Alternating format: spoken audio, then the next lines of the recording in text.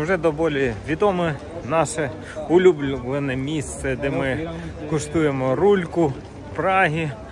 І зараз сюди заходимо. Тут знаходиться воно, зараз навіть покажу. Мені вже там замовили рульку, вже на мене чекає. Але я покажу, як виглядає зі сторони це місце.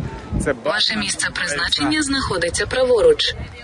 Порс, Пілснер. Пиво тут відповідно продають. І от сюди заходимо. Так. Отака тут рулечка. Заходимо і будемо коштувати.